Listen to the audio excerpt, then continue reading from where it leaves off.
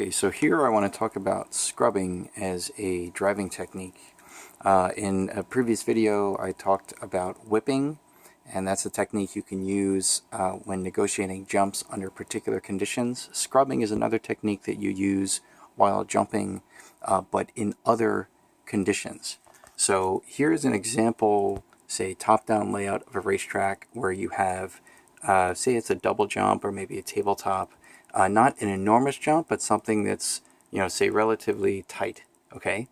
And if that jump is placed close to the corner, the next corner, that's where you might employ whipping as a technique to go faster. And again, I have another video on that. But if the jump is further away from the corner, such that the landing is still well within the straight, far away from the entry to the corner, then you have to negotiate this jump a little differently. Even if it's the exact same jump, if you just pull it back a bit, the way you negotiate that jump changes. So, what some people might do is they might just basically send the car really hard over this double and over clear the jump, so that way when they land, they're landing into the corner. And generally that's not the best strategy to take, because as long as a car is in the air, it is not accelerating. It is actually decelerating. It's slowing down. So anytime you spend in the air between the lander and where you're overshooting the jump is wasted time. Okay, it's going to slow you down.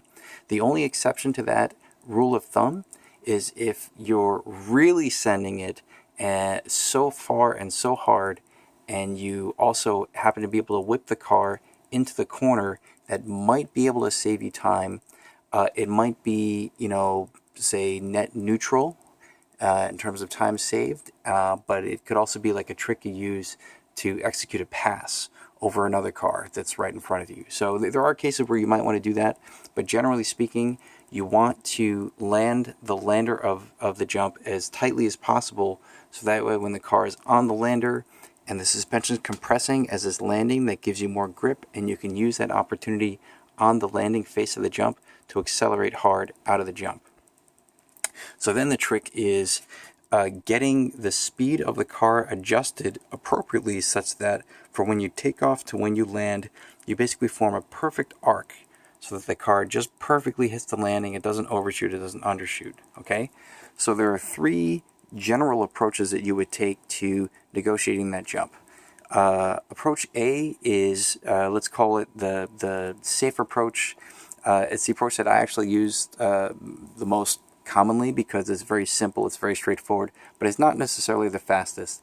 And it's quite simply, doing enough. If you have enough practice on the track and you have a feeling for how fast you need to go to clear the jump, you basically, you run the car up to the approach to the jump, and then you brake before you hit the jump, maybe a little bit on the jump face, but generally you brake before you hit the jump, and then you just coast over the jump, okay? It's a very safe approach to taking the jump. And then if you have to, like if the jump angle is a little bit different from the approach angle, then you can blip the throttle or hit the brakes a little bit to adjust the pitch of the car, to get the car to align with the angle of the landing. Okay, and then once it lands, you hit the throttle and you take off. Okay, that's the simple approach. Is approach A. Approach B is kind of a modification of that, where if you have really, really good timing, you can hold off on braking the car until you get to the actual jump face. So basically that allows you to save a bit of time by going really fast up to the very moment right before the car takes off, and then you slam the brakes and you slow the car just in enough time so that you can coast the jump and hit the landing perfectly. Okay, this is a much more difficult strategy, because considering how fast the car is going when you're at throttle, you have fractions of a second of a time window here to hit the brakes before the car takes off. Okay, so what you might find, and I've tried this myself, is occasionally you might succeed, but in other cases you hit the brakes just a fraction too late, and so by the time the car actually starts braking, you're already, say, halfway up the jump face. So you only have this much space to brake, and it's not enough to slow the car down adequately, and then you end up overshooting the jump, and it costs you time.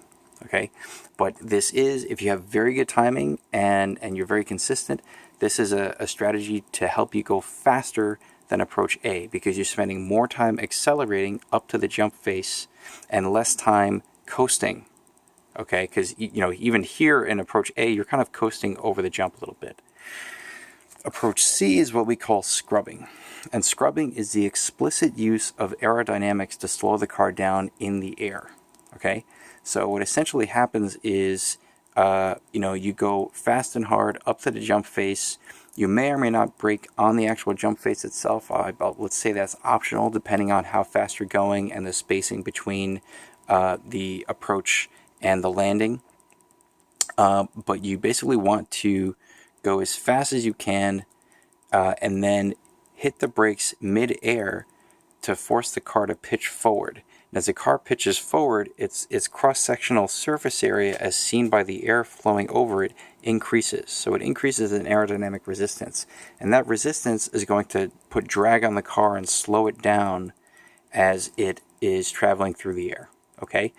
And then before you hit the landing, you have to hit the throttle again to readjust the pitch to align the car with the landing. Okay?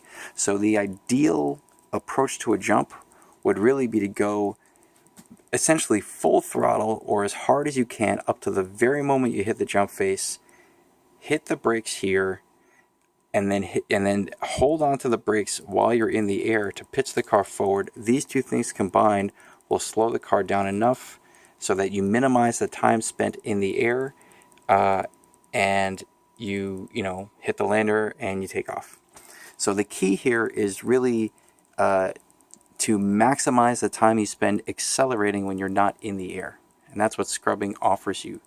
So another area where this is used is in motocross racing. If you watch dirt bike racing, you'll see a lot of these bike riders, when they take off the jump, they do this, what looks like a whip on the bike, and they get the bike all sideways and everything, and it looks like a cool trick, but all they're really doing is using the bike, they're spreading it out, so that more of the air hits the bike and it slows the bike down while it's in the air. It's the same trick here, okay? But instead of whipping the car, in an RC car, you're just pitching it forward to increase air resistance, okay?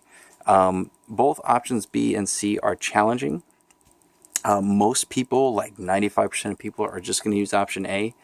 You can still be pretty fast with it, but if you really want to squeeze an extra few, tenths or hundredths of a second off your lap time, you go with option B and eventually option C, and it does make a difference. So that's a fairly simple concept. It's a much simpler than what goes behind whipping as a driving technique. So really, that's all there is to it. Thanks for watching.